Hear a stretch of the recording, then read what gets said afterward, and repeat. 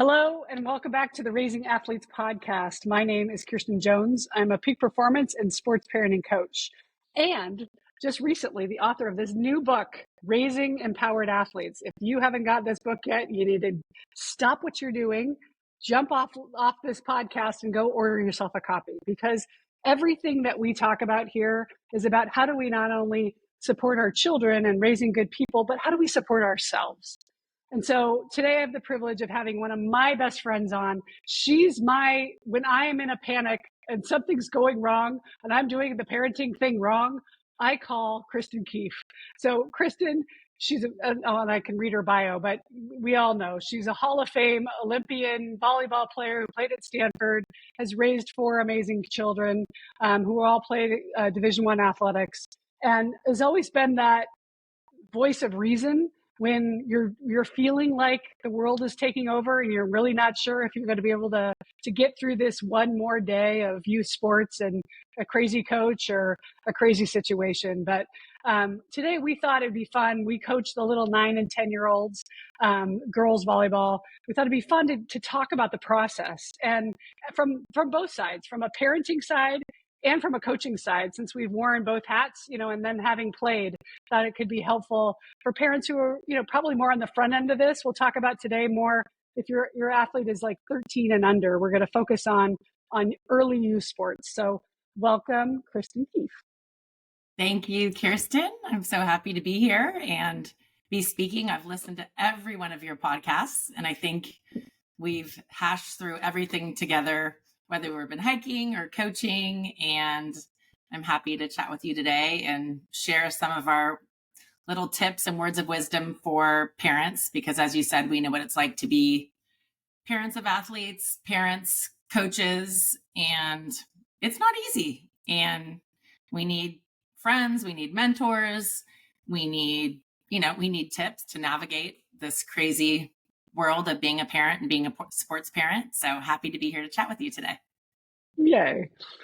So yeah, raising an athlete is hard. Parenting is hard.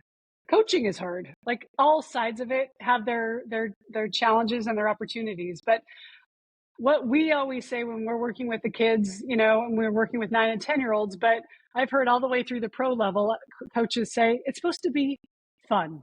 Like, they're supposed to be having a good time. And yes, it doesn't mean you're being laughing and giggling the entire time, but you're supposed to be enjoying what the process is about. So we thought we'd come up with 5 top tips to help you help your child and yourself have a little more fun on this journey. And it's kind of starts with, we thought we'd talk about through it from a club sports perspective, since we're both coaches doing that right now. So if we think about it from 12 under or 13 under, really the top 5 things, and we're going to go through each one of these, but looking at what the club or school philosophy is. Number 2 is, what is the level of the team? Number 3 is the coach. Number 4 is the role on the team that your athlete will have. And 5th are the teammates. What level of the decision should it be based on what teammates you end up with? So those are in no particular order, by the way. We're just going to talk through all of those because those are kind of the big, if you look at it from the big picture. And when we get parent phone calls, Kristin, you do a lot of one-on-one coaching, privates with the technical skills, and I deal with the mindset stuff. So I thought it'd be fun. We can weave in our stories about, what challenges we're hearing from parents, and they're real world, and they're very, they're trying to figure it out. So let's start with club or school philosophy for these young kids. If you look back to even when you were in the thick of it and figuring out clubs for your kids, basketball and volleyball, what did you look at? Well, just to start, even before we get there, I know people always ask me, why are you coaching 10, 11, and 12-year-olds? Why don't you coach, the older girls? And I did coach the other girls, but one of the main reasons that I went back to 4th, 5th, and 6th graders is, number 1, because I wanted to focus on the fundamentals, and I believe strongly in having all those athletes develop those fundamentals and not specialize. And so we'll talk later about the difference of, depending on what your age you are in specializing. But I feel like it's really important to have young athletes be able to play more than one sport and develop the fundamentals, in our case, volleyball. And you talked about have fun, enjoy it so that they continue to play. And I feel like sometimes we all think, oh, the goal is to be an Olympian. In my mind, the goal for my children when they were 10, 11, and 12, and hopefully other parents' goals is too, is for them to learn the sport, have fun, make friends, learn how to be a good teammate, stay active, all those benefits of sports. So going back, gosh, I don't know, 15 years when we were first starting to play club sports, and I didn't even start until I was in 7th grade. My daughters played soccer up until 6th grade, and then they wanted to start. Maybe we can start. Sorry, it is international now. So if you can talk by year. So you were 13, so 12 Right. or 13. So Okay. I started 13 years old. That was my first introduction to club sports. And, that was back in 1980. Let's do the math. 1983. 83. Yeah, 1983. We're the same age. Yeah. And there were not young athletes playing club sports when they were 8 back then. So that was very normal. So fast forward to my daughters who are now 25. So they were 13 and they felt a little bit behind because they were joining a team that had athletes that had been playing for a couple of years. So when we were looking at, which club to join, I think as a parent, you want to look at the club, you want to look at the level, you want to look at the coaches, you want to talk to parents who have had children play in that club, whether they started when they were 10 and finished when they were 18, whether they found the sport when they were 16 and only played for 2 years, and just check in and know what the club's quote unquote reputation is.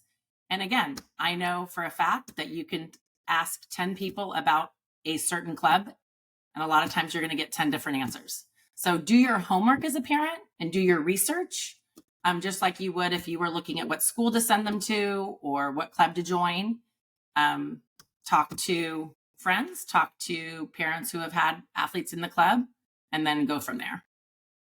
I know back to when they were little and you have more than one kid and you had 4 and I had 3, it was I would draw a line perimeter wise, like I can't drive an hour that way and an hour the opposite direction. So, it will probably help you narrow your scope just based on proximity. And if you live in a city like Los Angeles, like we do, that really limits. And then in a smaller town, there probably aren't a ton of options. So some of that will be given to you, or some of it would be like, okay, this is the closest one. Let's start here.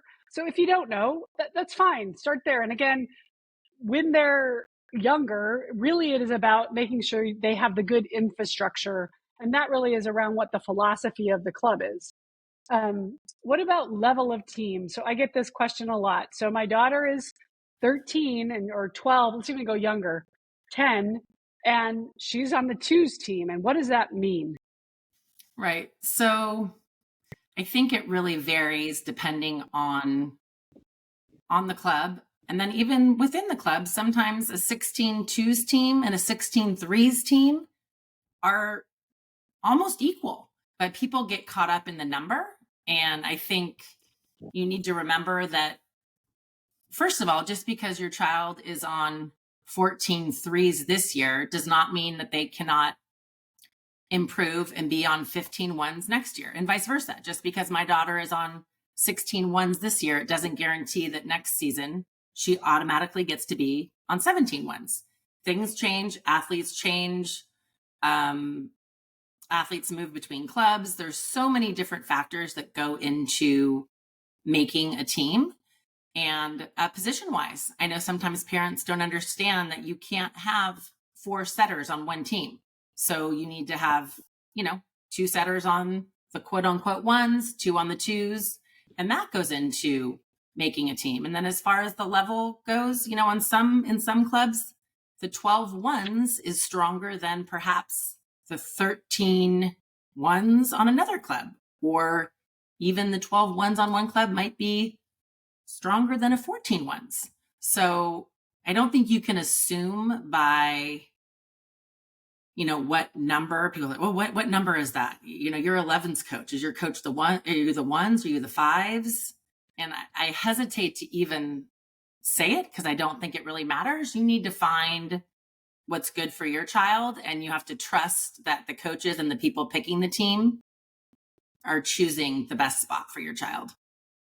So you just went through the selection process. You have to people, you want everybody to have a home, particularly at the younger ages, right? We're not trying to push kids out of the club. You want everybody to have a place. So, I guess maybe could you speak about it from the perspective of as putting your coaching hat on, because parents, I don't think they get much, you don't really get to see behind the curtain as to all they know is their kid goes into the gym, they come out, they get a phone call, that says, we're going to put you on X team. And they don't really know how that all came to be. Could you talk about that a little bit? Sure.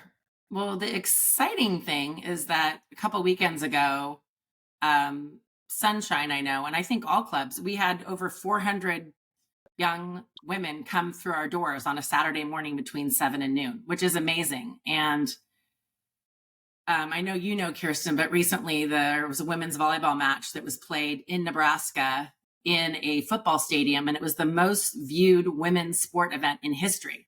So, the good news is young girls, young women are playing volleyball and playing sport. But it can be challenging when you're trying to place 400 athletes on a team. And as coaches, we run these pre-tryout clinics, and we spent the months of June and July, trying to get to know players, getting to know their skill level, getting to know what type of commitment they wanted. Do they want 1 day a week, 2 days a week, 3 days a week? And composing these teams with coaches to, create a home for everybody. So sometimes I think from the outside, it looks like it's random, or, I think my daughter should be on this team and she's really better than that. But I think as parents, we need to trust the process and understand that, and just kind of have faith that it's not just, there's a lot that goes into making these teams and creating balanced teams that have, all the positions, teams that worked well together. And also the coaches pick their teams. So I've been on the phone this morning with parents who don't like their daughter's team. They think they should be on a higher team. And they asked me if I can do something about it. And I said, I can't. Coaches choose their teams from the girls that try out. So what advice would you have to parents that got the team that they didn't want? Well, I think, and I've had 4 children, and they've all been on teams that maybe they initially weren't so thrilled with. My daughters, who I was talking about earlier, my oldest started in 7th grade, and they actually were on the ones team, but they were probably the 11th and 12th player on the ones team. And they thought, might not get to play very much, but I want to try to get better and fight for a starting spot. So if your daughter, if you think should be on a better team and she's not, she can be one of the leaders of the team she's on. She hopefully will get lots of reps and never leave the court. I just always phrase it with my children. I encourage parents to see there's advantages, there's bright spots of any team along with any coach. And I think you need to look for kind of the nuggets or the reasons that, we're going to make the best of this year. And I guarantee you're going to learn, you're going to get better. And then next year we can see where you end up and start again. Easier said than done, right? I remember I always correlate it to teachers and which teacher the kids get. And, there was always that moment that they found out who their new teacher was. And then everybody was on the phone, all excited about who they got. And, obviously there'd be years where you didn't get in with your friends, or you got the one teacher that nobody wanted. And I was never like you get what you get and you don't throw a fit, because from every single person that you get coached by or that you are taught by, you're going to learn something, and you're going to learn a skill set that you may not have been exposed to had you gotten with the teacher that you really wanted. And there was only one time right when we moved to Los Angeles and my middle son was in the middle school and we didn't know anybody. And he got this math teacher. And I had a friend who said, oh my gosh, that's the worst teacher ever. My son's in high school. He's failing math. Like she painted this doom and gloom. The world Right. is ending. Your kid will never learn any math if he's in this class. And I didn't And know. let me And guess, I was like, you love that teacher. I went in, I fought, we got it changed. I'd never done that before, but I'm like, no, this is the one time that I need to do it. Sure enough, at the end of the year, he comes to me, he says, Mom, I really wish you would have left me in that other teacher's class because he's really hard, but I would have learned so much. Right. Note to self, I learned a lot by just, allowing them through that discomfort of, if she really wants to play, if he really wants to play, and they don't get on the level they want. So you're on the force team. Be the leader. Learn how to, make some new friends. That's okay. Well, yeah, all the friends are on the other team. I get it. But that's what leaders do is they adapt to their environment. They take the discomfort, they take the lemons, and they make lemonade. I also think sometimes people think, oh, no one likes that coach. And it's like a teacher or a boss. Not everyone likes the same coaching style or same philosophy. And so just because so-and-so says, oh no, you got her. Oh, try it. You could go through the season and be like, wow, that surprised me. My daughter ended up really connecting with that coach after all, even though her three best friends who were older did not. So you never know. Yeah. And so to that point, I don't know that I would be, don't be looking for a reason to not like the coach based on what, like this teacher. I wish I would have just said, okay, interesting. Let's see how the year goes. And so similarly, each of our kids is different, and allowing them to go through it. Okay. So we have the school, the club philosophy, and we just went through level of team. We kind of touched on coach. Is there anything else you'd like to say from a coach's perspective? You said you're making the team, so you're deciding. What are the factors that go into you deciding how you make up the team? And I know we're talking today about the littler ones, but similar philosophies, right? Yeah, I think, again, there's positions that you need to take into account. There's, I don't know, at the younger ages, sometimes we try to accommodate maybe girls who have soccer on a Wednesday, try to find a team so that they can practice Thursday, Sunday, so that they can continue to play two sports. So they don't have to specialize at too young of an age, just so in case soccer turns out to be their sport, they have that opportunity.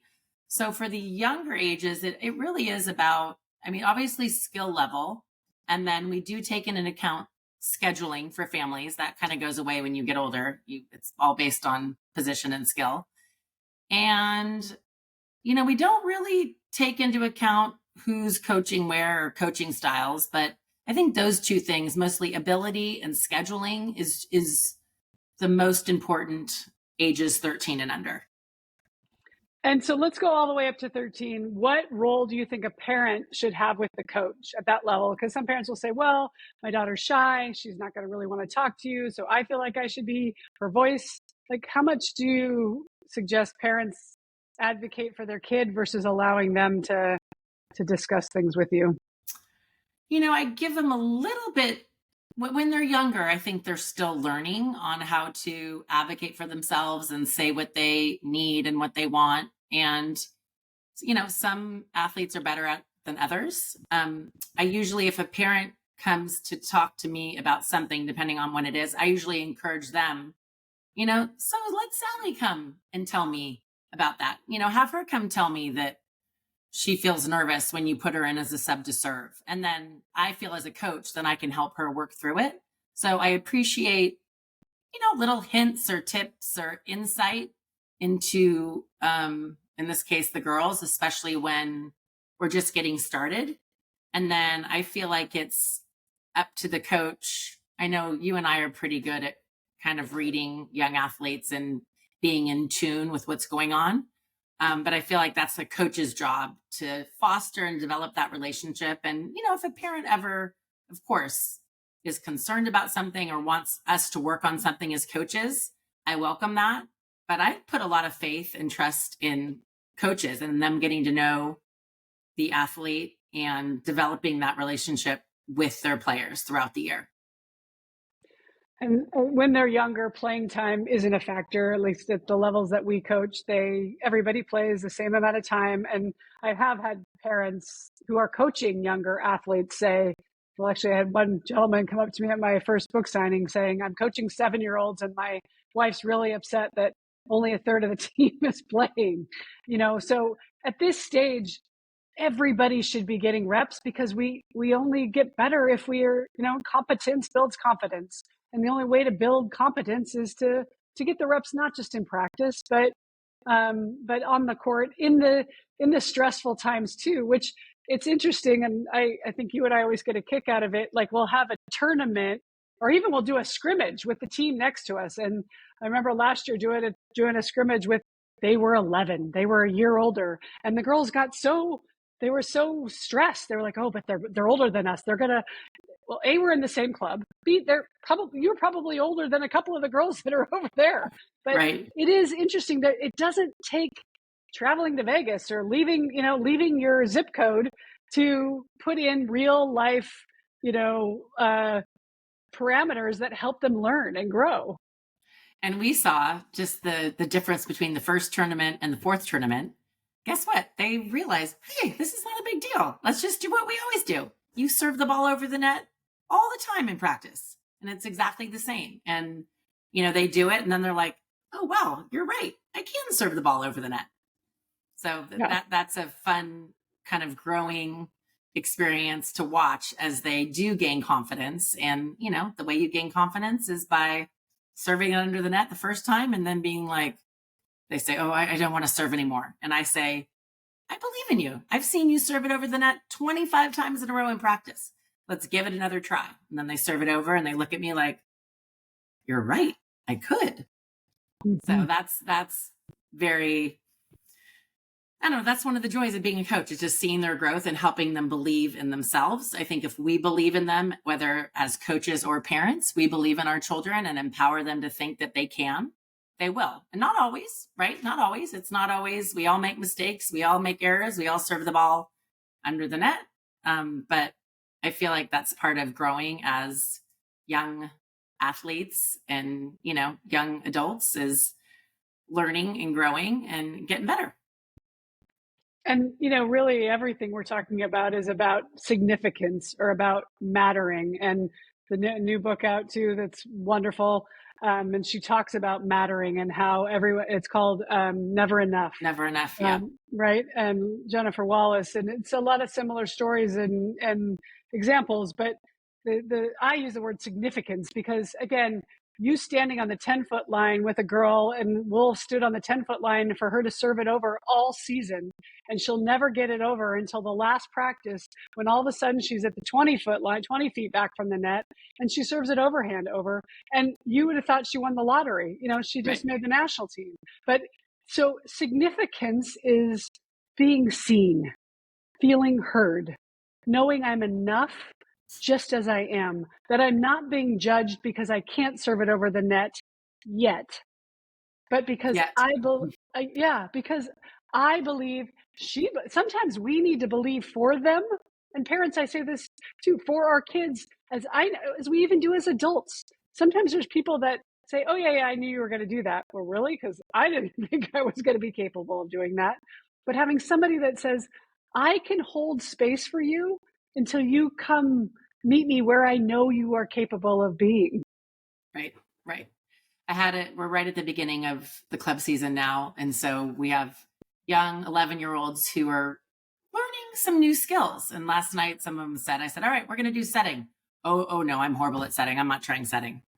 And again, 13 and under, I feel very strongly, or I know we feel very strongly about the athletes developing all of the skills. And some parents will say, oh, my daughter's short, she's going to be a libero. Like, just let her pass. She needs lots of passing reps because she's going to be a libero at the next level. And I say, she may be a libero at the next level, but guess what? It's my job to teach her how to set a ball, how to hit a ball. You don't know that she's going to be, their reason was that she was short, but I'm like, you don't know that. So one of our philosophies at Sunshine, especially ages 12 and under, 13 and under, is make sure these athletes can develop all their skills. and don't pigeonhole them into, oh, you're tall, so you're a middle blocker. Oh, you're short, you're a libero. Oh, your hands aren't very good right now, so you better not be a center. And I feel like if you frame it like that to your athletes, and you too as a parent, encourage them to learn all the skills. And guess what? When they don't play volleyball anymore and they're 40 years old and it's their company picnic and they're the best passer, setter, hitter out there, they'll be like, I remember when I learned how to play volleyball when I was 10 years old. Yes. Yeah. And we don't know what height they're going to reach. I mean, we've seen plenty of tall parents. The kids are not their average. And you see a couple short parents where you're like, the kids are huge. You're like, where did they come from? Like, I don't know. But it doesn't matter when they're young. Learning all the skills, being very well-rounded, again, builds the confidence that you can put me anywhere. And also it's about growth mindset. It's about, oh, I'm curious. And everybody has that first, well, I'm not good at that, so I'm not going to try it. But that's how we start to build that muscle, which PS, that's really what this whole exercise is about, is them learning new skills so that the next thing might be, I don't know anything about chemistry. Nobody came out of the womb being a banker or being a, psychiatrist or being an architect. There's skills that you had to learn along the way. And it's a similar exercise with the athletes. From a coach's standpoint, is there anything else you want to touch on for the young ones? Like, what do you think about when we go to tournaments? What are you focused on when they are in a little tournament? I think one of my biggest emphases is that, if that's a word, is just that the girls are learning and having fun. I mean, I want to see smiles. I want to see, wanting to play, wanting to be on the court. And I realize naturally some athletes are more wired that way, but I want them to be, I love doing cheers, them doing their cheers. I want to have everyone play. I want them to, again, someone will say, oh, please don't put me into serve. And I said, that's okay. Try it. And then I'm sure to point out, like, look at all the people that miss their serves. That's okay. So I think at this young age, most importantly, I want them to learn all the skills. I want them to develop friendships, our 3 Fs: friendship, fun, and fundamentals. How important is winning? How important is winning? It's not important to me, but it is important to some of them. But again, we have lots of lessons on, what you learn from winning, what you learn from losing, and reminding them that in every game or every match that's played, one team wins and one team loses. So there's something to be learned from losing. And parents, we need to work on that too, right? You don't always focus on winning. If you lose, what did we learn from losing? What can we get better at? It's an opportunity to get better. What do we need to work on? So on that note, let's shift into number 4, which was the role on the team. So, some of these rosters can be as big as 13, 14. You can only have 6 on the court at a time. And as you mentioned earlier, we try to make sure the teams are balanced so that you can give everybody opportunities. But how do you define roles on the team, like helping the parents understand where the kids might be? Well, I think in the younger ages, everyone has a role, and it's important for each athlete to understand what their role is. And it's important for parents to understand there are rules about who can be on the court at a certain time. Parents didn't understand that we're limited on how many substitutes we can make in a game. We're limited on who can sub for who. You just can't put any person on the bench in for any person on the court at any time. There are rules and limitations on that. So it's important to understand that before you judge as a parent. And then as the girls get older and you do have more of a position, and maybe you have starters and non-starters, every single athlete on that team is equally important, and every role is important. For myself as an athlete, I have been a starter, I've been a sub, I've been a serving specialist. And regardless of what my role has been, or regardless of what my children's role has been, I can say every role is equally important. And that's what makes a team. This is not an individual sport. This is a team sport. And every person has a job. And you have a job whether you're on the court or whether you're on the bench, or whether you know you're going to go in, or whether you might not go in, or whether you play or you don't play. And I think it's on the coaches to make sure that athletes understand what their role is. And as an athlete, if you don't know your role, it's good to ask. And as a parent, if you don't know your child's role, ask your child. And if they don't know their role, encourage them to ask their coach, and then go from there. Yeah, and then it goes without saying, but I'll say it anyway. Then what happens in the car ride home? The most important thing we can do for our kids is show them that we're there to support them. And you do hear it all over the board. Well, I'm not even going to go because they're not going to play anyway. We're there to support our kids. And okay, yes, if your child says, I do not want you to come, which I've had a kid say that to me before. And during COVID, she's like, I don't want you there. I get it. And I can't be there. I can't be in the room anyway. That's fine. But if your child they really want us and they want our love. And so the car ride home is all about, did you have fun? What'd you learn? Gosh, I saw that one play, what were you thinking? And in a curious way, but not in a judging way. So understanding what their role is, and it doesn't mean also accepting, okay, you're the fifth sub, you're not going to see the floor much. It's, okay, I'm the fifth sub right now. So what do I need to do to become the fourth sub or the third sub? What do I need to do to improve? Is it my attitude? Is it my energy? Is it my, is it showing up earlier? Is it doing the intangibles, the things that require zero talent? And there's 10 things that all require zero talent. And a lot of those become, again, your superpowers later in life. It's not because you're the smartest or the fastest but you're the one that I am here for the team. We need to have her on the team because she's the glue. In fact, I went to a practice the other morning with Marymount, and one of the girls was sick, and her name was brought up 3 times because everybody wants to know where she is. And she's not a starter. In fact, she doesn't get a lot of playing time, but she has an amazing attitude, and everybody notices it when she's not there. And that's saying a lot. All right, so let's talk about teammates. So I get this question a lot. Well, all of her friends are on this team, and she's the only one that got put on, the other team. This isn't going to work for us. What should we do?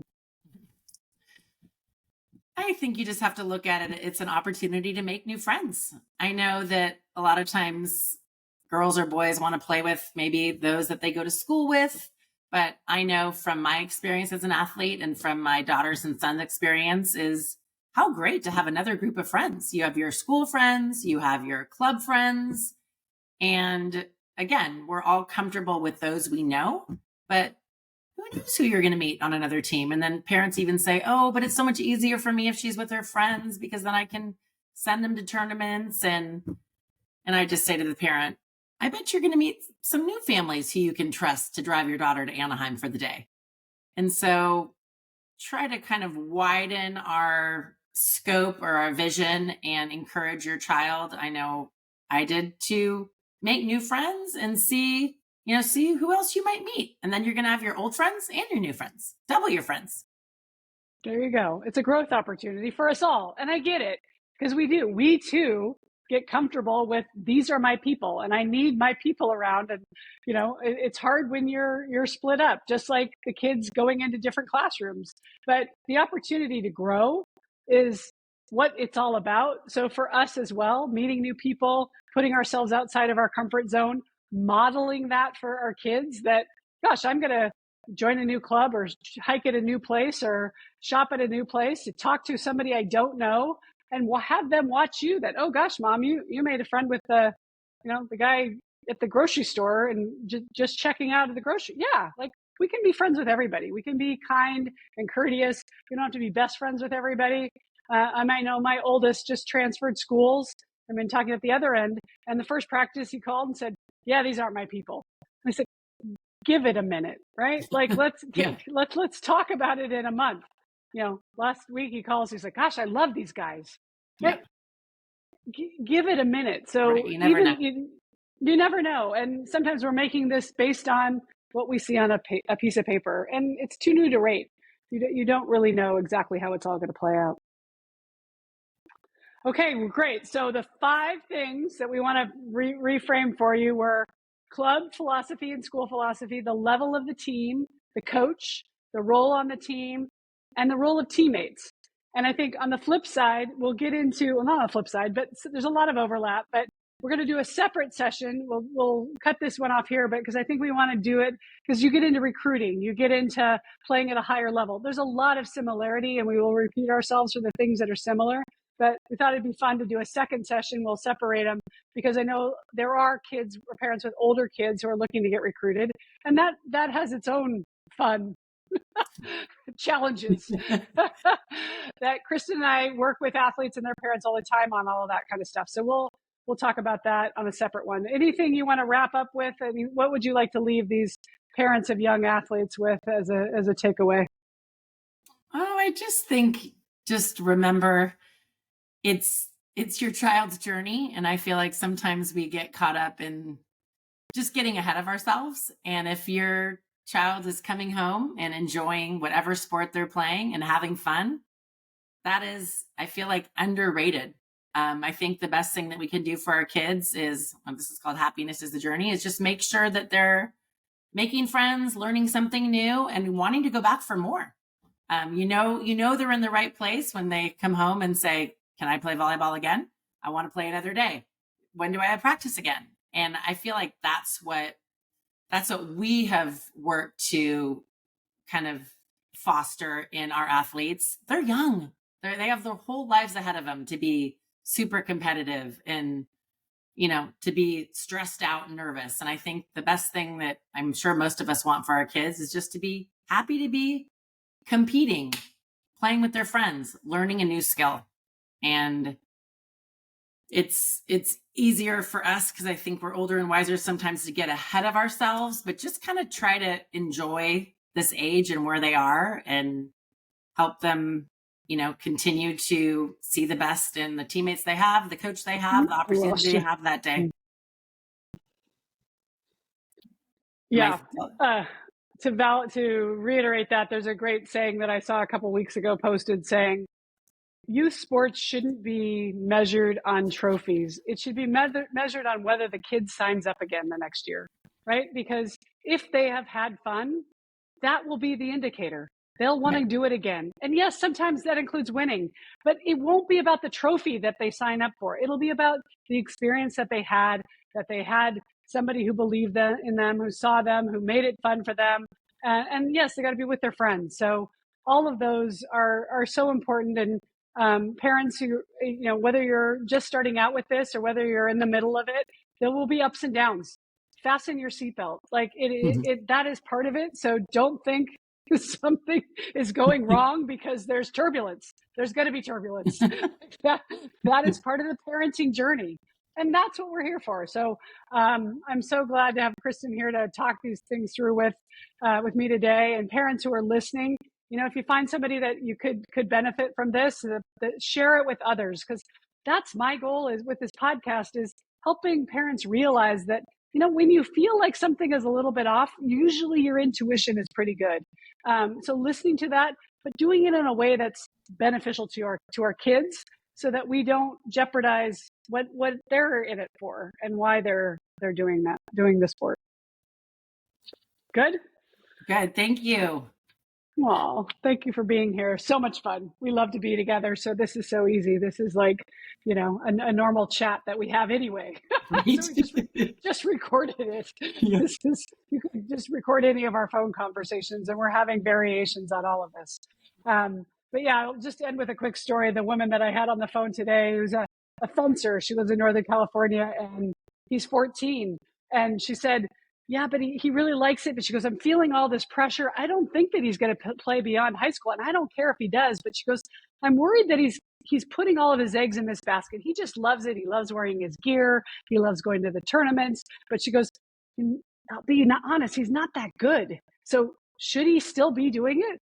And I said, absolutely. Because everything he's learning in fencing, he's going to apply to the next. So this shouldn't be about, as you started off, shouldn't be about whether you go to the Olympics or not, or playing in college or playing in high school.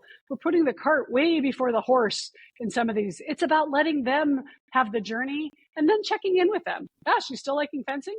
Yeah. Okay. You want to sign up for another year? Yeah. And at some point he may say, you know what? I'm done.